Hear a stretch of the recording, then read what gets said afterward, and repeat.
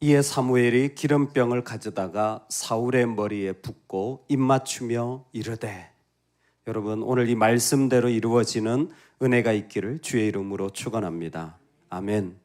하나님으로부터 출발하는 것이 중요합니다. 여러분, 하나님으로부터 출발해야 돼요. 하나님으로부터 출발해야 돼요. 내 생각도 마음도 일도 결정도 어떤 길도 하나님으로부터 출발해야 돼요. 이게 우리한테 세워져야 합니다. 내가 왜 라고 한다면 항상 하나님으로부터 출발해야 되는데 그 자리를 하나님이 지금 세워가시는 거예요. 신적 기원입니다. 신적 기원을 이루시기 위하여 하나님 우리 눈에 보여주시는 게 기름 붓는 행위예요. 이 기름 붓는 행위가 이제 시작되어지는 거예요. 사울을 기름 부어 왕으로 세우는 겁니다. 이건 우리 신앙생활에 또 다른 하나님 나라의 패러다임을 보여주시는 것입니다. 예전에는 조금 전까지만 하더라도 부르짖으면 응답해 주시는 거예요. 부르짖으면 응답해 주시는 거예요. 사사기도 부르짖으면 응답받고 그러다 다시 타락하고 심판하고 부르짖는 거예요. 우리가 조금 9장까지도 왜 부르짖을 수 있는데 왕을 원하니? 너희가 기도하면 하나님이 주시는데 왜 그걸 생략하고 간접적으로 편안한 길을 원하니? 그 부르짖음과 응답의 패러다임이 분명히 살아있습니다.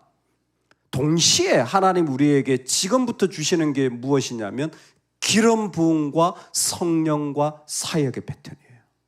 하나님 기름 부으셔서 그에게 성령을 주시고 그로 하여금 하나님의 일을 이루도록 하는 모습을 하나님이 우리 가운데 허락해 주시는 거예요.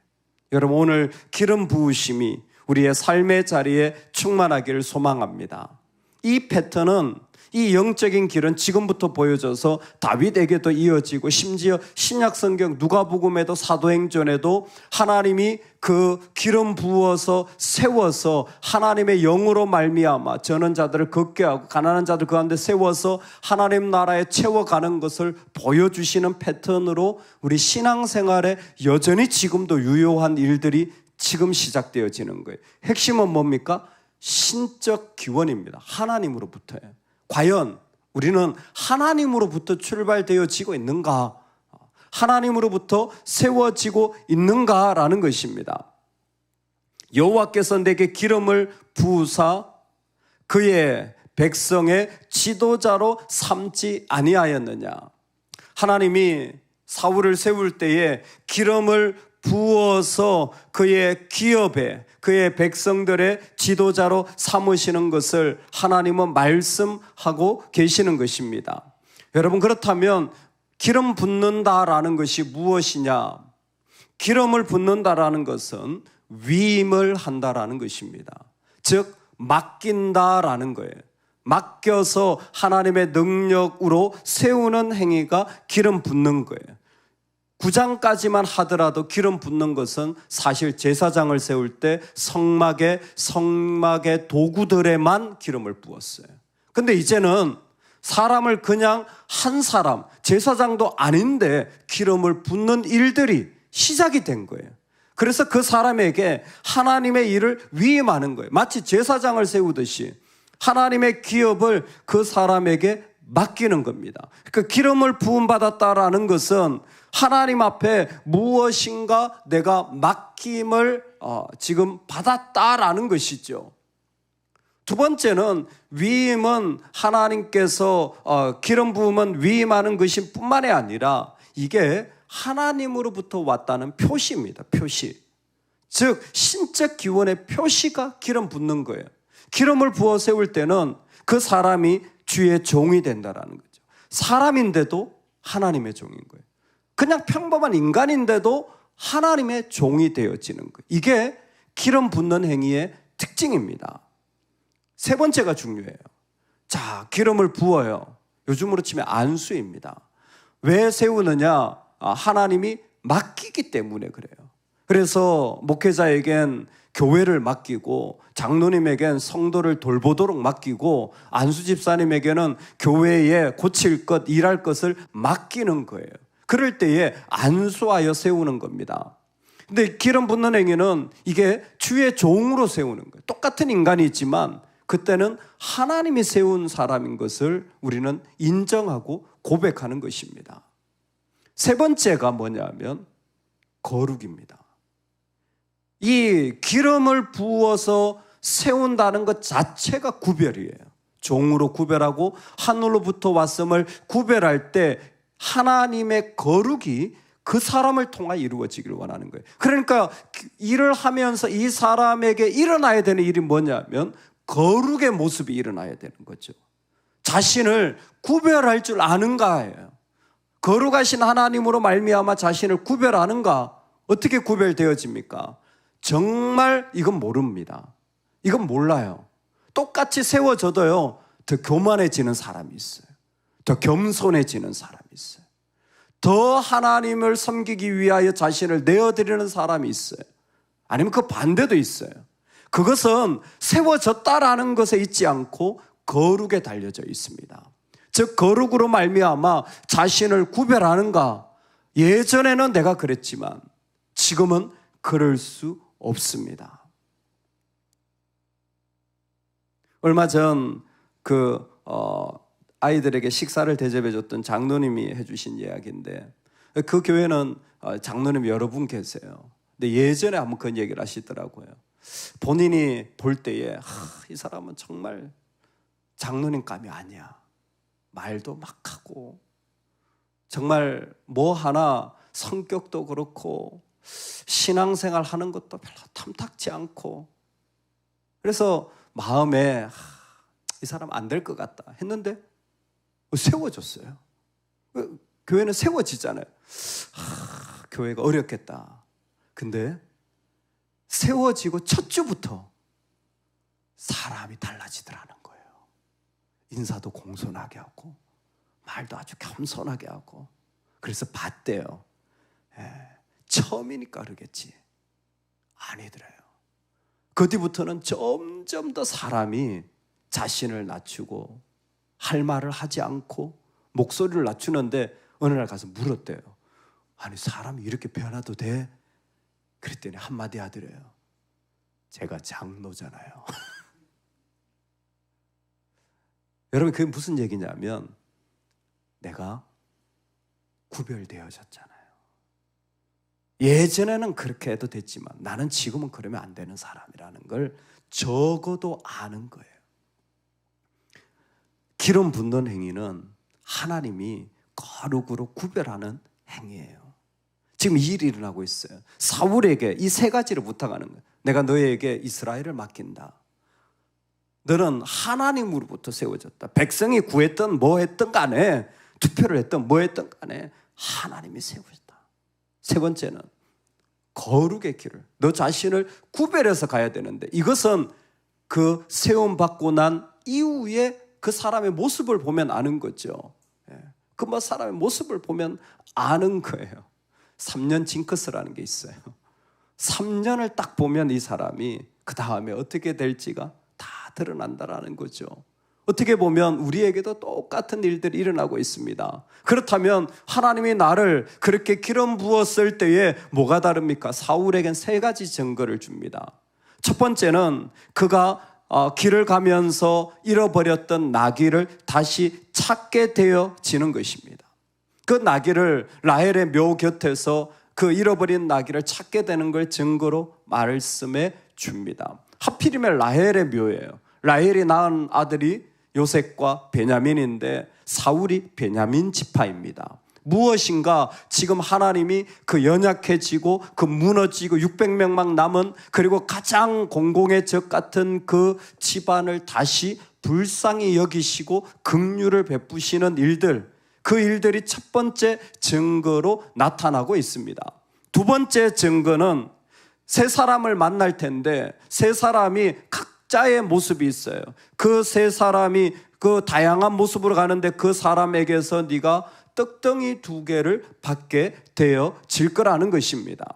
떡덩이 2개를 받는다라는 것은 백성들 중에서 그 필요를 왕으로서 공개받을 것이라는 거예요. 즉 백성들이 왕을 섬겨서 그 필요를 채워주고 제공해 줄 것이라는 것입니다. 왕으로 사역할 때에 백성들이 떡덩이를 주는 일들이 계속 반복되어지므로 왕의 통치가 원활하게 이루어지도록 하는 것이 그 사람이 세워진 증거로 나타납니다. 세 번째가 무엇이냐면 놀라운 것이에요. 새로운 영을 주어 것이라는 것입니다. 우리 한번 이 말씀 읽어보시죠. 6절인데요. 같이 한번 읽어보겠습니다. 시작. 내게는 여호와의 영이 크게 임하리니 너는 그들과 함께 예언을 하고 변하여 새 사람이 되리라. 아멘. 여호와의 영이 임하여서 그가 하나님이 주시는 새로운 마음으로 하나님의 말씀을 나누는 사람으로 변화되어진다라는 것입니다. 즉 기름 부으면 성령이 임하고 성령으로 말미암아 사역되어지는 것을 구체적으로 주의 영이 임한다고 표현한 거예요. 여러분, 우리 안에 기름 부음을 받을 때에 하나님 앞에 엎드려 기도하는 자들에게 뭘 주시냐면 새로운 마음, 하나님으로부터 온 마음들을 하나님은 계속 성령으로 감동하여 주시는 거예요. 이게 복입니다. 그래서 하나님이 세우실 때에 그 사람에게 성령의 감동을 더 많이 주는 거예요. 이건 교회를 섬겨보면 금방 알아요. 작은 직분이라도요, 내가 헌신하고 섬겨보면 그 자리가 나한테 더 큰 은혜와 감동을 성령은 지금도 주십니다. 하물며 주의 종으로 세워질 때는 하나님의 훨씬 큰 감동과 은혜를 부어주셔서 그 사역을 감당하게 해주시는 거예요. 하나님이 지금도 우리에게 연약한 집안, 그곳에서 회복되게 해주시고 아무것도 아닌 자에게 하나님의 능력을 주셔서 이 땅에서 필요를 다 체험받게 해주시는 거예요. 떡덩이를 주는 자들이 세상에 널려져 있습니다. 할렐루야. 필요는 세상에 가득하게 다 채워줄 거예요. 여러분, 그렇게 하나님 역사하시는 거예요. 중요한 건 뭡니까? 내가 성령으로 가득하여 하나님의 마음으로 충만한가입니다. 이것이 우리에게는 키예요. 그렇다면 이 세상에 어떤 것 없어도 하나님이 역사해 주시는 거죠. 이 징조가 내게 임하거든 너는 기회를 따라 행하라. 하나님이 너와 함께 하시느니라. 너는 나보다 앞서 길갈로 내려가라. 내가 내게로 내려가서 번제와 화목제를 드리리니 내가 내게 가서 내가 행할 길을 가르칠 때까지 7일을 기다리라. 길갈에 가서 7일을 기다리라. 길갈에 가서 7일을 기다리라. 이 정말 이 말씀 오늘 10장이에요. 사실 한 절씩 1시간씩 나누어도 다 못 나눌 말씀이죠. 첫 번째 기름 부음 말했죠. 이게 지금 시작이에요. 여러분, 신적 기원, 하나님의 기원이 있어야 돼요. 이제 우리에게 그 패러다임이 시작된 거예요. 하나님의 기름 부으심이 있기를 소망합니다. 그럴 때 그 사람에게 증거를 보여줬어요. 채워주고 새 마음을, 새 영을 주시고 그 다음에 연약한 것을 회복시켜 주시고, 그리고 나서 하나님이 지금 이 사울에게 뭐라고 말씀하시냐면 사무엘을 통해 길갈에 가서 7일을 기다리라. 이게 이제 앞으로 일어날 일이에요. 구체적으로 얘기했어요. 사울에게 길갈에 가서 7일을 기다리라. 그런데 사울은 어떻게 하냐면 블레셋과의 전투에서 사무엘이 안 오니까 그냥 자기가 해버려요. 다 진멸하라 그랬는데 진멸하지 않아요. 아말렉과의 전투에서. 이게 13장 15장 이래 다 길갈이에요. 다 길갈입니다. 공교롭죠. 그래서 나온 말씀이 15장에서 순종이 제사보다 낫고, 길갈이 뭐냐면 우리 각자에게 지금의 선악과들이 있는 거예요. 지금 우리에게 선악과가 있어요. 이게 사울에겐 선악과예요. 순종할 건가? 불순종할 건가? 사울은 세움받았지만 불순종하는 과일을 먹게 되어지는 거예요. 처음에 한 번은 실수인 줄 알았어요. 아니요, 이 사람은 순종이 안 되는 사람이에요. 그게 길갈입니다. 근데 이미 하나님이 길갈에서 기다려라. 길갈에서 기다려. 이게 너의 선악과다. 여러분, 우리 각자가 견디지 못하는 자리들이 있어요. 심지어 하나님 앞에 절대 순종으로 나아가지 못하는 자들이 있어요. 여러분, 그 자리가 우리에게 선악과예요. 거기에서 불순종하게 되어지면 세움받았다고 할지라도 하나님 쓰시지 않습니다. 영원히 하나님의 사역에서 멀어지게 되어져요. 우리는 뭐 언제든지 섬길 수 있을 것 같죠. 완전 착각입니다. 완전 착각이에요. 그건 하나님이 쓰실 때만 그렇습니다. 쓰임 받으니까 너무 힘들고 막 골치도 아프고 또 때로는 피곤하기도 하고. 너의 선악과는 어떠니? 너의 선악과는 무엇이니? 길갈에서 가서 7일을 기다려. 이거보다 더 구체적인 게 어디 있습니까? 어떻게 더 구체적으로 말합니까? 근데 우리 모두가 다 하나님 앞에 나아가면서 이 부분을 느껴요. 하나님, 제가 어떻게 할까요? 순종할까요? 불순종할까요? 근데 내 마음에 크게 부담감이 오는 거예요. 꼭 뭐 사무엘이 있어야 되느냐? 이 좋은 거 가지고 잘 쓰면 되지 뭘 굳이 그렇게까지. 곳곳에 하나님 앞에 나아갈 때 우리 안에 있는 죄의 큰 자리들이 세워집니다. 사실 그것 자체는 큰 문제가 아니에요. 이건 영적인 부분이에요. 하나님 앞에서 전적 순종이 되어지는가? 결론입니다. 여러분, 왜 기름 부음을 세워서 이 사람을 선악과의 자리에 세웁니까? 왜냐하면 하나님 나라는요, 그 한 사람이 세워질 때에 새로운 언약이 출발되어지기 때문이에요. 시내산에 맺었던 언약이 지금 이 자리에서 그 사람을 통해 이 세상 가운데 흘러가고 그 가족에서, 그 가정에서 그 한 사람을 통하여 그 일들이 일으켜지기 때문에 그래요. 사울이 세워지는 건 개인적인 이야기가 아닙니다. 사울이 불순종하는 건 내 개인의 문제가 아니에요. 그 집안의 문제고 그 나라의 문제고 이건 하나님 나라의 영역이에요. 하나님 나라에 하나님께서 세우실 때에 시험이 되느냐 묻는다면 시험이에요. 약속의 자리인가 묻는다면 약속의 자리예요. 두 가지 다 될 수 있어요. 말할 수 없는 어려움일 수도 있지만 정말 내가 나 되게 하는 자리는 기름 부음을 받아 길갈에서 하나님 앞에 순종하며 나아갈 때에 그게 바로 약속의 자리가 되어지는 거예요. 만대로 말할 수 없는 시험도 될 수 있습니다. 인정해요. 그러나 나를 무엇으로 만들 것인가? 나는 시험받은 사람입니까? 아니면 약속으로 세움받은 사람입니까? 우리는 약속으로 세움받은 자예요. 에덴 동산이 그랬고 예수 그리스도가 우리에게 올 때 영원한 의로 인침받은 자들이에요. 약속이 있는 자들이에요. 하나님은 그 사람을 이 땅 가운데 세우기를 원하시는 거예요. 당연히 시험이죠. 아니요, 당연히 약속입니다. 이건 내가 순종할 자리예요. 이건 내가 나를 어떤 사람으로 세울 것이냐 물을 때에 하나님 앞에 온전한 하나님의 사람으로 세워서 이 땅에 하나님이 계시고 하나님의 나라가 있고 하나님의 교회가 있고 하나님의 종이 있고 하나님이 성령으로 역사하시고 지금도 하나님이 전진하고 계심을 보여주는 약속의 자리로 우리를 부릅니다. 오늘 우리는 하나님으로부터 출발하는 복이 있기를 원합니다. 그 기름 부으심이 우리의 마음에 충만하여 그것이 내 삶이 되어지기를 간절히 축복합니다. 우리 안에 영적 선악과의 자리를 보시게 될 거예요. 길갈입니다. 어떻게 할래? 너 그 자리에서 어떤 모습으로 설래?